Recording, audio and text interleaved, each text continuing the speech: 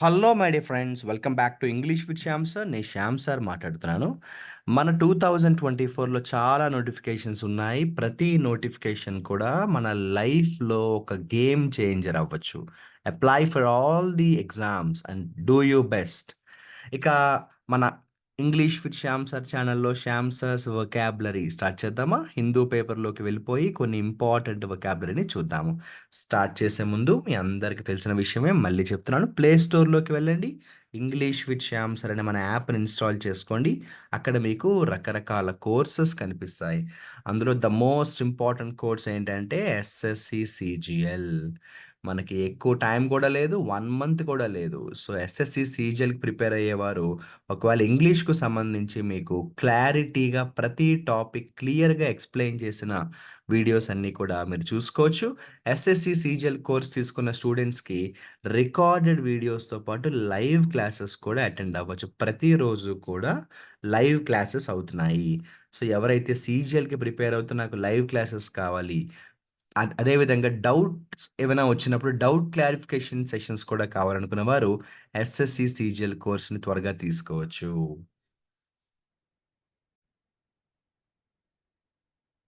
ఇంకా లేట్ చేయకుండా శ్యామ్ సాస్ వొకాబులరీలోకి వెళ్దాము. మీరు మీ రన్నింగ్ నోట్స్‌తో నేను చెప్పే వొకాబులరీని జాగ్రత్తగా రాసుకోండి. ఆగస్ట్ 13థ్ హిందూ న్యూస్ పేపర్‌లో ఎడిటోరియల్ ఆర్టికల్ ఒకటొచ్చింది. జమ్మూ అండ్ కాశ్మీర్‌కి సంబంధించిన ఆర్టికల్. 'కాశ్మీర్ ఫైల్' అనే పేరుతో వచ్చింది. ఈ ఆర్టికల్‌లో యాక్చువల్‌గా చెప్పాలంటే ఎక్కువ వర్డ్స్ లేవమ్మా. అరౌండ్ 10 వర్డ్స్ ఉన్నాయి. కానీ ఈ 10 వర్డ్స్ చాలా ఇంపార్టెంట్ వర్డ్స్ వచ్చాయి. నేను అందుకే ఈ ఆర్టికల్ సెలెక్ట్ చేసుకున్నాను. ఫస్ట్ వొకాబులరీ ఏమొచ్చిందంటే కోరస్ అనొచ్చింది. జనరల్‌గా కోరస్ అంటే మనం ఏమనుకుంటామంటే, కోరస్ అంటే తెలుసు కదా! ఇప్పుడు బ్యాక్‌గ్రౌండ్ కోరస్ అంటూ ఉంటారు. సౌండ్ కానీ, నాయిస్ కానీ అనుకుంటాం కదా! ఈ సెంటెన్స్ ప్రకారం కోరస్ అంటే బర్డెన్ అని రాసుకోండి. స్ట్రెస్ అని రాసుకోండి. According to this sentence the meaning comes like stress or burden. Growing chorus అన్నారు. అంటే పెరిగిపోతున్న స్ట్రెస్, పెరిగిపోతున్న బర్డెన్ అని అర్థం. సెకండ్ వొకాబులరీ ఆఫ్‌కోర్స్ అందరికి తెలిసే ఉండొచ్చు. ఎర్స్ట్ వైల్ అనే వొకాబులరీ వచ్చింది. ఎర్స్ట్ వైల్ అంటే ఫార్మర్. అంతకుముందు మాజీ అంటాం చూసారా? ఎర్స్ట్ వైల్ గవర్నమెంట్ అన్నామనుకో, దాని మీనింగ్ ఏంటంటే మాజీ ప్రభుత్వం. ఓకే. యాక్చువల్‌గా ఇది నేను అండర్‌లైన్ చేయలేదు. ఎందుకంటే చాలా కామన్‌గా వాడే వర్డ్ అని. అయినా కూడా ఒకసారి కనిపించింది కాబట్టి చెప్తాను. కోయిలేషన్ అంటే ఏంటమ్మా? యూనియన్. కోయిలేషన్ అంటే యాక్చువల్‌గా చెప్పాలంటే గ్రూప్ అంటాం మనం. లేదంటే యూనియన్. లేకపోతే ఎలియన్స్ అని కూడా అనొచ్చు. పొలిటికల్ లాంగ్వేజ్‌లో కోయిలేషన్ అంటే కూటమి. ఓకే. ఇది కూడా నేను అండర్‌లైన్ చేయలేదు. ఎందుకంటే కామన్‌గా వాడే వర్డే అని. అయినా కూడా చెప్తాను కనిపించింది కాబట్టి. స్క్రాప్డ్. స్క్రాప్డ్ అంటే యాక్చువల్‌గా ఈ సెంటెన్స్ ప్రకారం ఏంటంటే రిమూవ్డ్ అని అర్థం. ఏం లేదురా, జమ్మూ అండ్ కాశ్మీర్‌లో ఒకప్పుడు స్పెషల్ స్టేటస్ ఉండేది కదా! సో, అది 2019లో రిమూవ్ చేశారు. సో, స్క్రాప్డ్ అంటే ఏంటి? రిమూవ్డ్ అని రాసుకోండి ఈ సెంటెన్స్ ప్రకారం.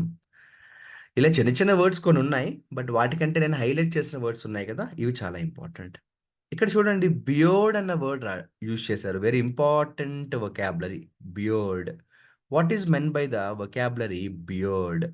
యాక్చువల్‌గా చెప్పాలంటే బియర్డ్‌కి చాలా మీనింగ్స్ ఉంటాయి.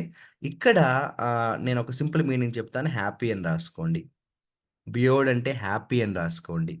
రిలాక్స్‌డ్ అని కూడా అనొచ్చు. హ్యాపీ లేదా రిలాక్స్‌డ్ అని కూడా అనొచ్చు.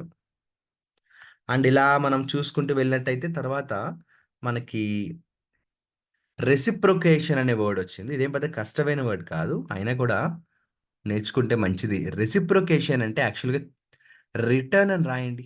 రెసిప్రొకేషన్ అంటే రిటర్న్. గెట్ బ్యాక్ లేదా గివ్ బ్యాక్ అంటాం కదా! అలా.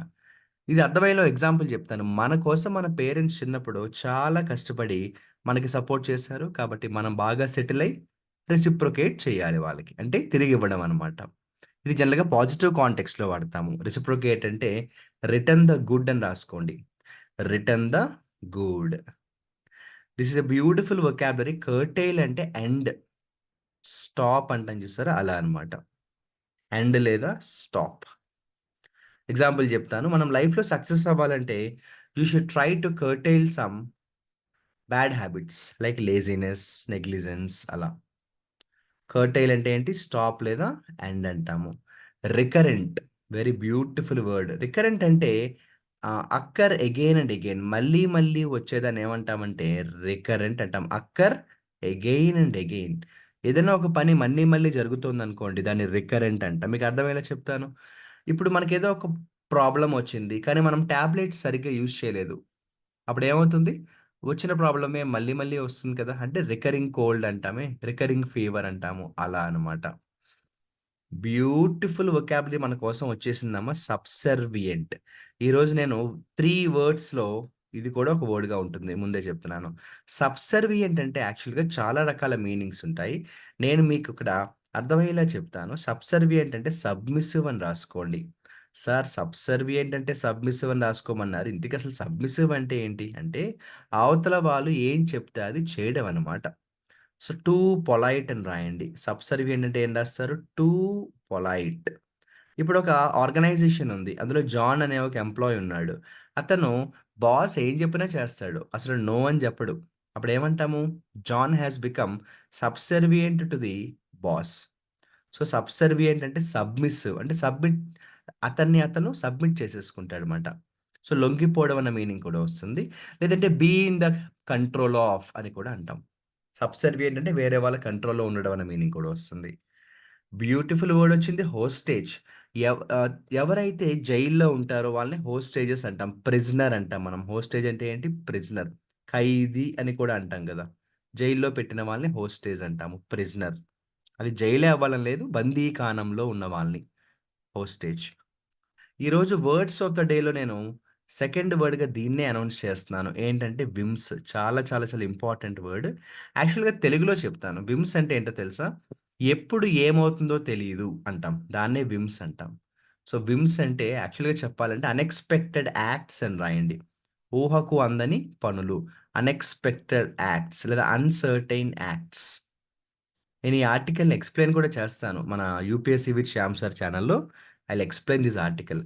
సో, అన్‌ఎక్స్‌పెక్టెడ్ యాక్ట్స్ అంటాం. అంటే ఏంటంటే ఊహకు అందని పనులు. విమ్స్ అంటే ఏంట్రా? యాక్ట్స్. సో, ఇదేం పెద్ద కష్టమైన వర్డ్ గాదు. సింపుల్ వర్డే. కిక్ ఆఫ్ పొలిటికల్ ప్రాసెస్ అన్నారు. సో, కిక్ ఆఫ్ అంటే ఏం లేదురా మొదలు పెట్టడం. స్టార్ట్. ఓకేనా? కిక్ ఆఫ్ అంటే ఏంటి? స్టార్ట్ చేయడం, మొదలు పెట్టడం. మీ అందరికీ కూడా ఏలియన్ అంటే తెలుసు. గ్రహాంతరవాసి. సో, ఏలియనేషన్ అంటే దూరం చేయడం అనమాట. ఎవరినైనా కూడా సెపరేట్ చేయడం అని రాసుకోండి. సెపరేట్. ఒక ఎగ్జాంపుల్ చెప్తాను చూడండి. నా క్లోజ్ ఫ్రెండ్స్ ఈ మధ్యన నన్ను దూరం చేశారు అని చెప్పాలనుకోండి. అప్పుడేమంటాము? I find that there is some alienation అంటాం. దూరం చేశారు అంటాము. యాంప్లిఫై చేయడం అంటే ఏంటంటే, ఇంక్రీజ్ చేయడం అని రాయండి. యాంప్లిఫై అంటే ఇంక్రీజ్ పెరగడం, ఇంక్రీజ్. తర్వాత వొకాబులరీ చూడండి ఎక్స్‌ప్లాయిట్. యాక్చువల్లీ ఎక్స్‌ప్లాయిట్ అనేది నెగెటివ్ కాంటెక్స్ట్‌లో యూజ్ చేస్తాము. తెలుగులో మీనింగ్ చెప్తాను. ఎక్స్‌ప్లాయిట్ చేయడం అంటే అడ్వాంటేజ్ తీసుకోవడం. Take advantage. ఇప్పుడు నాకు ఫ్రెండ్ ఉన్నాడు. చాలా మంచివాడు. నేను ఏ హెల్ప్ అడిగితే ఆ హెల్ప్ చేస్తాడు. కాబట్టి నేనేం చేశాను తెలుసా? అతని మంచితనాన్ని నేను ఎక్స్‌ప్లాయిట్ చేయడానికి ట్రై చేశాను. I try to exploit my friends honesty. So, exploit చేయడం అంటే ఏంటంటే అడ్వాంటేజ్ తీసుకోవడం. అడ్వాంటేజ్ తీసుకోవడం. హీలింగ్ అంటే తెలుసు కదా! ఏదైనా ప్రాబ్లమ్ వచ్చినప్పుడు ఆ ప్రాబ్లమ్ తగ్గిందనుకో దాన్ని ఏమంటామంటే హీలింగ్ అంటాం. సింపుల్‌గా చెప్పాలంటే రెడ్యూస్. సింపుల్‌గా చెప్పాలంటే హీలింగ్ అంటే రెడ్యూస్. యాక్చువల్‌గా నేను సినోనిమ్స్‌లోకి వెళ్ళట్లేదు. ఎందుకంటే ఒక వర్డ్‌కి ఒక మీనింగ్ చెప్తాను. ఎందుకంటే ముందు ఒక మీనింగ్ అంటూ బాగొస్తే నెమ్మది నెమ్మదిగా వాటికి సినోనిమ్స్ మనం ప్రాక్టీస్ చేసుకోవచ్చు. సో, నేను ముందే చెప్పాను. తక్కువ వర్డ్స్ ఉన్నాయి ఆర్టికల్‌లో. కానీ ప్రతి వర్డ్ చాలా ఇంపార్టెంట్ వర్డ్. అక్కడితో I did my task. Now you have to do your task. ఏం చేయాలో తెలుసు కదా! నేను ఈరోజు చెప్పిన వొకాబులరీలో ఒక 3 వర్డ్స్ అండర్‌లైన్ చేస్తాను. వర్డ్స్ ఆఫ్ ద డేగా అనౌన్స్ చేస్తాను. మీరు ఆ 3 వర్డ్స్‌తో ఒక్కొక్క వర్డ్ తీసుకొని, ఒక్కొక్క ఎగ్జాంపుల్‌ని మీరు కామెంట్ సెక్షన్‌లో రాయాలి. బియర్డ్ చాలా రిలాక్స్‌డ్‌గా ఉండడం, చాలా హ్యాపీగా ఉండడం అని చెప్పాను.